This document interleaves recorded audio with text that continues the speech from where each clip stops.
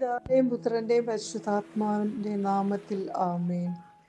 ഇന്നത്തെ ഒന്നാം വായനയുടെ ദൈവം നമ്മളിൽ നിന്നും ആവശ്യപ്പെടുന്നത് നാം കർത്താവിന്റെ പ്രകാശത്തിൽ വ്യാപരിക്കുവാനും നന്മയുടെ പാതയിൽ പിന്തുടരുവാനും നാം കർത്താവിനെ വഹിക്കുന്നവരാകുവാനും നമ്മുടെ ചിന്തകളിലൂടെയും വാക്കുകളിലൂടെയും പ്രവൃത്തികളിലൂടെയും മറ്റുള്ളവർക്ക് കർത്താവിനെ ദർശിക്കുവാൻ വഴിയൊരുക്കണമെന്ന് തന്നെ. ഇന്നത്തെ രണ്ടാം വായനയിലൂടെ വിശുദ്ധ പൗലോസ് പറയുന്നു, നാം അന്ധകാരത്തിന്റെ പ്രവൃത്തികൾ പരിത്യജിച്ച് പ്രകാശത്തിന്റെ ആയുധങ്ങൾ ധരിക്കുവാനും തന്നെ.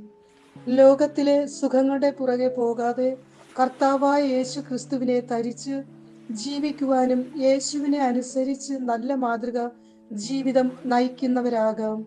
ഇന്നത്തെ സുവിശേഷം നമ്മെ ഓർമ്മപ്പെടുത്തുന്നത് നാം എപ്പോഴും വിശുദ്ധിയിൽ ജീവിച്ചുകൊണ്ട് യേശുവിന്റെ രണ്ടാം വരവിന് വേണ്ടി ജാഗരൂകരായിരിക്കുന്നതിന് വേണ്ടി തന്നെ.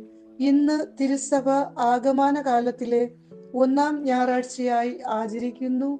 യേശു നമ്മെ സ്വീകരിക്കുന്നതിന് നമ്മൾ എങ്ങനെയാണ് ജീവിക്കേണ്ടത് എന്ന് ഒന്ന് ചിന്തിച്ചു നോക്കാം.